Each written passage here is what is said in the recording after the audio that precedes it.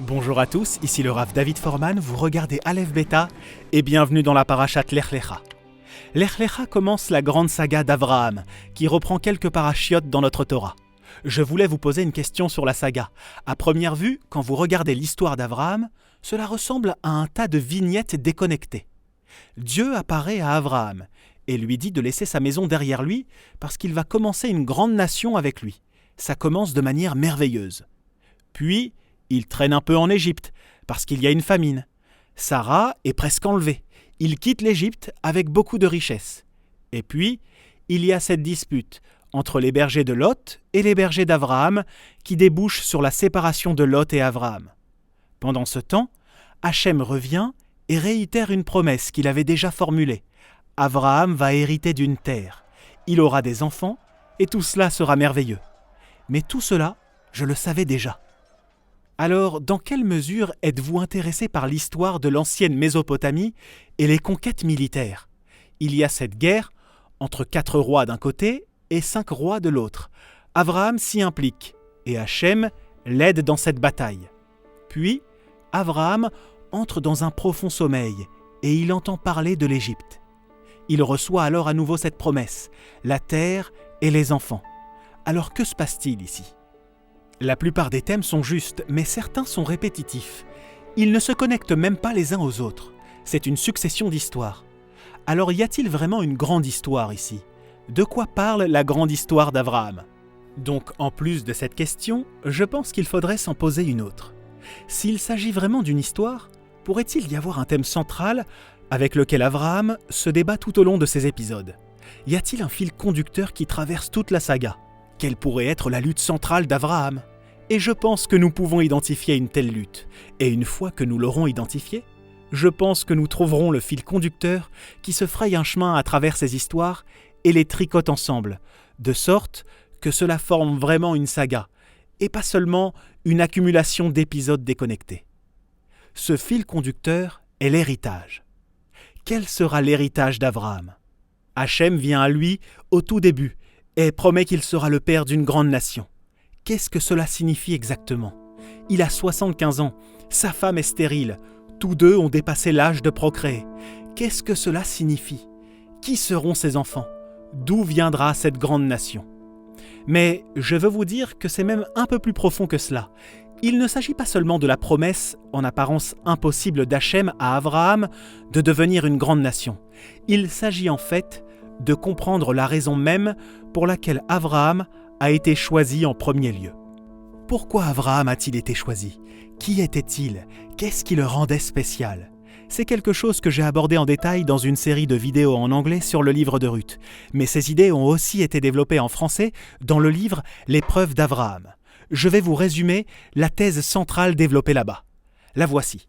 Nous vénérons Avraham comme le premier monothéiste au monde, celui qui a amené le monothéisme, l'iconoclaste qui brise les idoles de son père. Mais la Torah ne nous dit rien de tout cela. Avant que Dieu ne sorte des nuées et ne dise que c'est lui, qu'il va être le père de cette grande nation, il y a 6 versets d'introduction à la toute fin de la parachate Noach. Quand vous regardez ces versets, à première vue, ils ne semblent pas vous dire quelque chose de remarquable. Il semble n'être qu'un mélange d'anecdotes de voyage et de qui s'est marié, de ce qui s'est passé. Mais si vous les regardez attentivement, quelque chose de crucial s'est produit. Avraham était l'un des 3 frères. Avraham, Nachor et Haran. Puis Haran meurt jeune du vivant de son père. Immédiatement après, Avraham semble conduire Nachor dans un grand acte de bonté. Lui et Nachor prennent des épouses, les filles de Haran.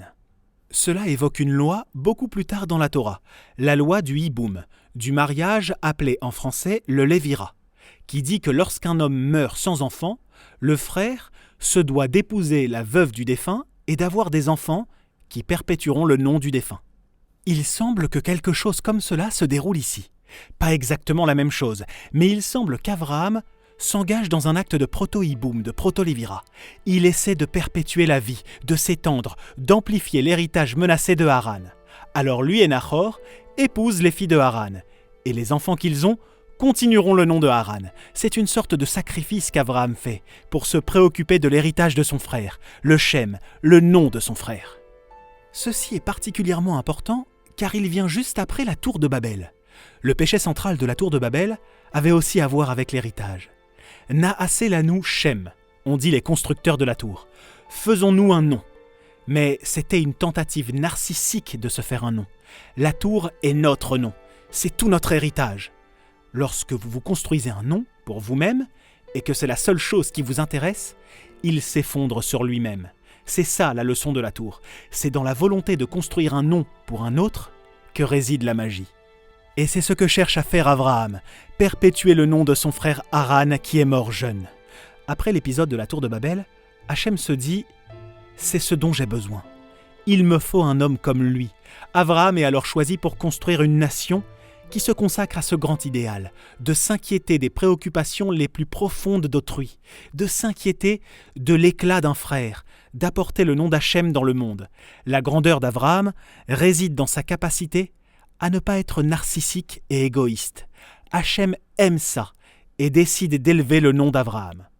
Et c'est là que réside la tension centrale dans la vie d'Abraham. Comment équilibrer cela ? Sa qualité, sa mission et la dévotion au nom sacré d'un autre. Et pourtant, la promesse qui lui est faite est « Je vais rendre ton nom grand ». La question de l'héritage est maintenant au premier plan. D'où viendra cette nation ? Qu'est-ce que cela signifie même pour moi d'être le père d'une grande nation ? C'est là que vous ne pouvez pas lire cette histoire avec la fin en tête. Une des choses qui gâche parfois notre compréhension quand nous lisons la Bible, c'est que nous savons déjà tout ce qui va se passer. On sait qu'il va avoir cet enfant, Yitzhak, de manière miraculeuse, et tout le reste. Mais Hachem ne l'a pas dit à Abraham au début. Tout ce qu'il a dit, c'est que vous allez être le père d'une grande nation. En fait, cela ne signifie pas nécessairement qu'Abraham sera le père biologique de la nation. Au début, Dieu n'a jamais dit « Abraham, tu vas avoir un enfant ». George Washington était aussi le père d'une nation, pas le père biologique de la nation.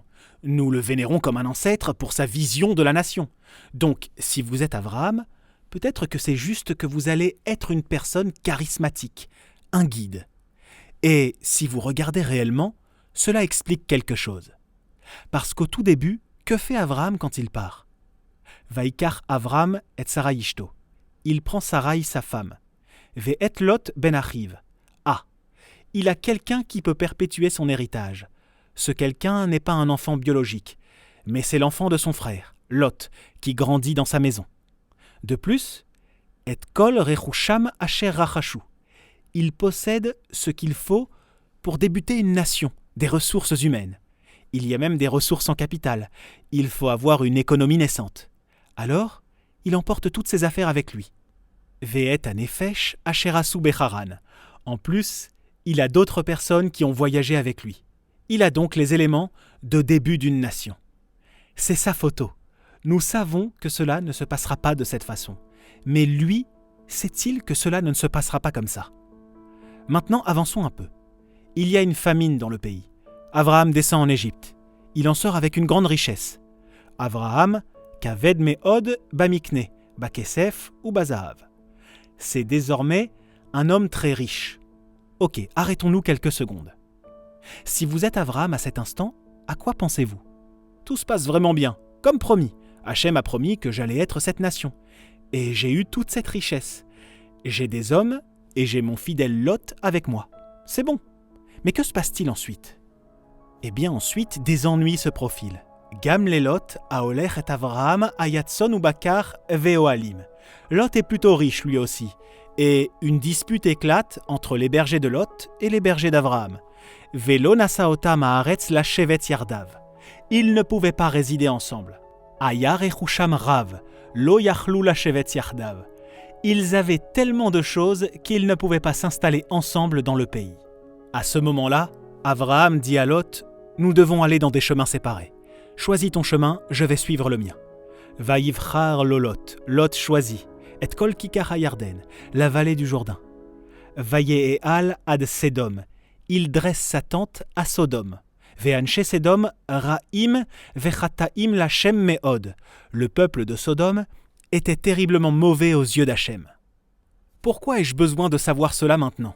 Cela ne devient pertinent que plusieurs chapitres plus tard, lorsque la ville de Sodome est détruite. Mais pourquoi ai-je besoin de savoir maintenant que le peuple de Sodome était mauvais ? parce que cela vous dit quelque chose sur l'histoire maintenant. Il est important que vous compreniez que Lot a choisi d'aller dans un endroit où il y avait des gens terriblement méchants. Quel impact cela a-t-il sur le plan selon lequel Lot devait perpétuer l'héritage d'Abraham et que la nation se construirait à travers lui? Non seulement ces hommes ne sont plus ensemble, mais où est Lot maintenant? Il est dans l'endroit le plus décadent, méchant et mauvais de la terre. Fait intéressant, à ce moment même, va Hachem amar el Avraham. Et Hachem a dit à Abraham, « Achare ipared Lot meimo » après le départ de Lot. Remarquez l'accent mis sur le texte. Après le départ de Lot. Après qu'Avraham ait été prêt à lâcher Lot. Sana enecha, levez les yeux. Ur eminamakom asher atasham, et regardez où vous êtes. Tsafona va negba va kedma va yama. Nord, sud, est et ouest. Et kol haaretz asher ataroe lecha, et nena ulzaracha adolam. Toute la terre que je vais te donner. Je vais la donner à tous tes enfants pour toujours. Nord, sud, est, ouest, à perte de vue jusqu'à l'horizon. Expansion dans l'espace, expansion dans le temps. Je vais la donner à tous vos enfants pour toujours. C'est incroyable, la promesse a été approfondie. Pourquoi? Abraham a agi avec une grande foi. Hachem lui a promis qu'il serait le père d'une nation. Mais où cela va-t-il se passer? Son plan ne fonctionne pas. Finalement, ce ne sera pas à travers Lot, mais il fait juste confiance à Dieu. Alors Hachem lui déclare son amour. Tu me fais vraiment confiance? Alors ne t'inquiète pas. Nous sommes dans ce grand voyage ensemble. Nous irons jusqu'au bout. Ensuite, éclate la guerre des 4 et des 5 rois. Il ne s'agit pas de l'histoire de la Mésopotamie. Il s'agit de l'histoire du développement de la nation d'Abraham. Parce que si vous êtes Abraham, la nouvelle vous parvient que Lot a été pris dans cette guerre. Abraham, grâce à l'aide de Dieu, réussit à vaincre les armées adverses et à sauver Lot. À ce moment-là, si vous êtes Abraham, qu'est-ce que vous pouvez vous dire maintenant? Rappelez-vous, vous ne connaissez pas la fin de l'histoire. Vous dites « Baruch Hashem, regardez la Hashgacha, regardez la providence. J'ai lâché Lot, mais en réalité, c'était seulement parce que j'allais le récupérer. Je vois la main de Dieu. Il m'a aidé à gagner cette guerre. Hachem, merci de m'avoir redonné Lot. Maintenant, je comprends comment nous allons avoir cette grande nation. » Et puis que se passe-t-il? Le roi de Sodome vient à Abraham et dit « Tenli anefesh ve'arechush kachlach. Divisons le butin ici. Vous pouvez prendre les trésors, mais donnez-moi les hommes. » Et c'est tout. Le peuple, y compris Lot, va avec le roi. Il sort de la vie d'Abraham une dernière fois. Pouvez-vous imaginer une chose plus dévastatrice pour Abraham? Vous avez vu la Hashgacha, vous avez vu la providence, pour finalement voir la porte vous claquer au visage. À ce moment-là, Hachem parle à Abraham une fois de plus. Achar adevarim haele. Après ces choses, la Torah souligne qu'Abraham fait toujours confiance à Dieu, qu'il tient toujours cette promesse. Il n'a aucune idée de comment cela va se passer. Regardez cet homme de foi. Après ces choses, Aya devar Hachem el Avraham. Hachem dit à Abraham, Altira Abraham, n'aie pas peur, tout va bien se passer. Anochi magen lach, seracha arbe meod. Je te protège, et ta récompense ira au-delà de toute mesure. Mais maintenant, Abraham a atteint comme un point de rupture. Écoutez ces paroles. Hachem Elohim, mon Seigneur, Matitenli, que pouvez-vous me donner? Anochi aoler hariri, je n'ai pas d'enfant. Uven meshek beti ou da mesek Eliezer. Le seul qu'il me reste est mon serviteur Eliezer de Damas. Sous-entendu, est-ce qu'il s'agit de mon serviteur Eliezer? Ensuite, regardez ce qui se passe. Vayomer Avram. Puis Abraham dit, mais arrêtez-vous là. Abraham fut le dernier à parler. Dieu ne lui répond pas. Mais c'est toute la question. Il y a eu un long silence. Hachem n'était pas prêt à dire quoi que ce soit. Puis, Abraham parle à nouveau. Il dit la même chose qu'avant. Enli lo natata zera. Tu ne m'as pas donné d'enfant, Hachem. Vous dites que je vais avoir cette récompense. Qu'est-ce que ça va être? Ine ben beti yorechoti? Mon serviteur héritera? Est-ce vraiment là où nous en sommes?